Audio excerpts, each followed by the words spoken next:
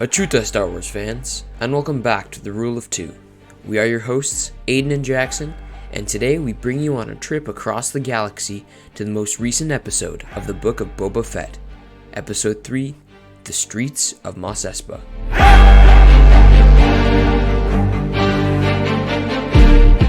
Today's episode opens to a shot that we saw in the trailer, that of the Bomar monk who are part of a religious organization called the Bomar Order. They believed that they could enhance the power of their minds by ridding themselves of all physical sensation, which is why we see their brains being carried in the spider-like mechanisms. We then go inside Boba's palace, where 88 is giving Boba and Fennec a rundown of who owns what areas in Mos Espa. After Jabba's sail barge incident, Bib Fortuna was able to take Jabba's mantle as daimyo by dividing Mos Espa into three families: the Trandoshans in the city center, Aqualish in the workers' district, and Klatooinians in the starport and upper sprawl. However, these were uneasy alliances, and Bib was also paying Mokshais. Then they get a visit from a watermonger in the workers' district, Lorth Appeal. He requests that Boba stop the gang of half-human, half-machines from stealing his water, and he will double his tribute to Boba. This prompts Boba and his gang of Fennec and the Gamorreans to find these scoundrels. When asked, this gang says that they stole the water because the watermonger charges ridiculous prices, and there is no work on Mos Espa. It seems that in this moment a light bulb flickers in Boba's head, and instead of punishing the gang, he hires them to add to his ever-growing guard count. Here we see how much Boba has changed after spending time with the Tuskens. Before the sail barge incident, Boba had the mindset of a bounty hunter. Everything he did was in self-interest. However, the Tuskens taught Boba that one must look out for the whole clan or family, not just the leader. The citizens of Mos Espa expect Fett to act in his own self-interest, similar to how the preceding daimyo ruled. We see this with the watermonger, who thinks that Boba will deal with their gang and rid Mos Espa from them. However, he turns on the watermonger, saying that one should not restrict access to water, something needed for one's survival, and something that is very sacred for the Tuskens. We then cut back to Boba's palace, where we see another back-to-flashback. We first see Kamino again, which is really cool to see in live action, especially after what happened in the Bad Batch. Anyways, on Tatooine we see that Boba is donning his new Tusken robes, and is leaving for Mos Eisley on a bantha. Boba seeks an audience with the Pykes to discuss payment for a protection arrangement. On his way there, he rides past an area where the citizens have placed stormtrooper helmets on Pykes, a quick reminder to us of the declining impact that the Empire has on the galaxy. Also, if you look closely in the background of this scene, you can see Pili Motto and her droid pilots. If you didn't know, Motto is the mechanic in Mos Eisley that fixed Din Djarin's ship in The Mandalorian. The Pyke leader is unable to pay Boba, however, since they already pay the Nikto speederbike gang that Boba has had a couple run-ins with. Boba decides that he will do something about the swoop gang so that the Tusken Raiders can get the money they deserve. Unfortunately, when Boba rides back to the Tusken camp, we see that the Nikto gang has slaughtered not only the men, but the women and children too. I am very sorry about that quote. It was in poor taste. Anyways, Tamora Morrison is incredible in this scene. We get to see the emotions coming from a character always thought to be cold-hearted. It is so sad to see Boba cremating the bodies and putting the chief's gaffi stick into the fire. We can see that Boba had such a connection with each and every member of the tribe as he sheds a single tear looking into the fire. Suddenly, we are taken out of the back-to-flashback to see that Black Krrsantan has gotten into Boba's palace. In this scene, we get to see Krrsantan's absolute ferocity, since he ragdolls Boba around the back of the room. We finally get to see Krrsantan use his raw power, as every time Boba tries something, Krrsantan just knocks him back or throws him across the room. As Boba tries to use some of his Mandalorian weapons to save himself, Krrsantan punches him with electric brass knuckles. Right after this, we see another cool moment where Boba uses his gaffi stick to stab Krrsantan in the midsection. This shows again how great the impact that the Tuskens had on Boba, since he failed at using his Mandalorian weapons, yet he was able to strike blows using his Tusken weapon. It seems like everything is over when Krrsantan picks up Boba and starts to squeeze the life out of him. However, the cybernetic gang and the Gamorreans show up, giving Boba a break. The team corners Krrsantan in front of Boba's throne. Fennec presses a button on the throne, making Krrsantan fall down into the Rancor pit. The show then cuts to Boba and Fennec eating a feast. It seems that Boba is very troubled with this most recent assassination attempt, and wants to respond, since everyone is, quote, waiting for him to make the next move. Their meal is interrupted by 88, who informs Boba and Fennec that the twins have arrived at his palace. The twins claim that they have come to apologize for hiring Chrysanthemum to assassinate Boba. As an apologetic gift for his forgiveness, they present a Rancor, trained by none other than Danny Trejo himself.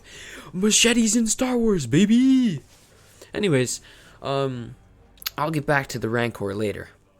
The twins inform Boba that there is another party who has been promised Boba's territory by Mos Espa, and that they will be leaving Tatooine, since war is bad for business. Boba gives Chrysanthemum back to the Hutts. However, they do not want him, so Boba lets Chrysanthemum free, understanding that bounty hunting is just a business. Fennec then tries to book a meeting with Mos Espa to sort out their territorial dispute. This next scene was probably one of my favorites in the episode. As Boba is checking out his new gift, Danny Trejo's character gives us some needed information about the Rancors. According to him, they are in fact very emotional creatures, and only attack when provoked. He also tells Boba about the Night Sisters who used to ride Rancors through the forests of Dathomir, to which Boba says that he wants to learn how to ride it. After hearing that the mayor will be unavailable for the next 20 days, Boba suits up to have a chat with the man who promised his territories away, bringing his ever-growing gang with him. The mayor's majordomo seems to be acting a bit strange when he goes to ask the mayor himself if he would be able to see Fett. However, the door to the audience room locks, and when Fennec disables the lock, no one is inside. They quickly run outside to find the majordomo fleeing in a speeder, to which Fennec orders the new recruits to chase after. This chase scene was really cool.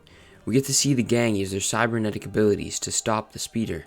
Also, one of the gang members crashes through a painting of Jabba being carried, which I thought was pretty funny.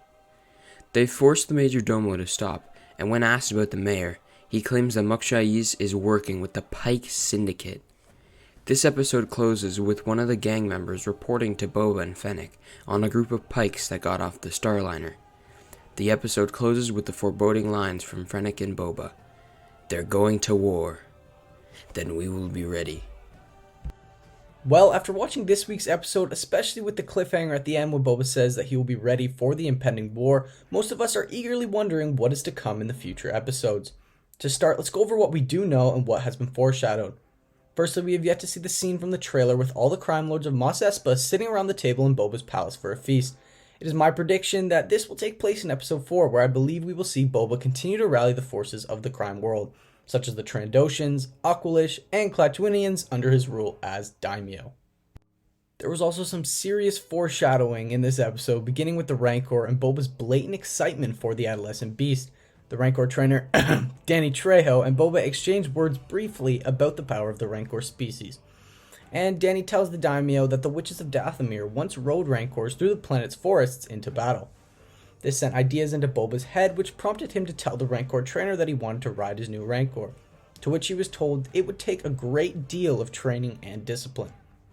I think that over the next few episodes, we are going to see a few brief scenes of Boba training with the Rancor and developing his imprint on the creature. It is talked about in the first episodes that Boba isn't respected like the Hutts are, and one of the reasons is that he isn't being carried on a litter throughout the streets of Mos Espa like Jabba did and the twins do now. I'm starting to get the feeling that Boba might ride his Rancor around Mos Espa as if it was his litter, and let's be honest, riding around on a Rancor is much more intimidating than a fat slug being carried by slaves. We all by now know that Mr. Fett intends to rule with respect, which leads us here at the Ruler 2 to believe that he will unite these crime lords with the goal of protecting Mos Espa from the Pikes and the Mayor Mos Espa. This is where the possibility of Boba hiring some of our favorite bounty hunters comes into play. The three culprits that are most likely to make an appearance are Bossk, Dengar, and Cad Bane. In addition, however, I do think that after today's episode, with the return of the twins to Nal Hutta and their rejection to take back Black Chrysanthemum, I think it's pretty safe to say that we are going to see much more from the rogue Wookiee in the future. Back to Boba, Dengar, and Cad Bane, these three bounty hunters are arguably the most probable to make an appearance because all three have a connection with Boba. The one that is most likely to make an appearance for us is Cad Bane. We saw him very recently in the Bad Batch where he faced off on multiple occasions against Fennec. With Fennec being Boba's right hand, the possibility of Bane coming into the show was much more than unheard of. Some of you might remember a deleted scene from the Clone Wars, which was a Western-like standoff between Cad Bane and Boba Fett.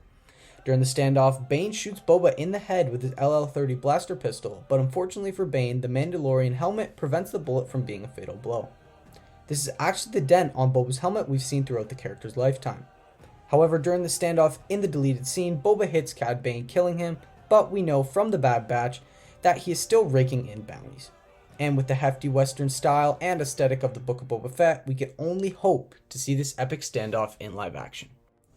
Thank you guys for watching this week's analysis of the Book of Boba Fett Episode 3. Let us know your thoughts and predictions from the episode down in the comments below. And remember, always there are two, no more, no less.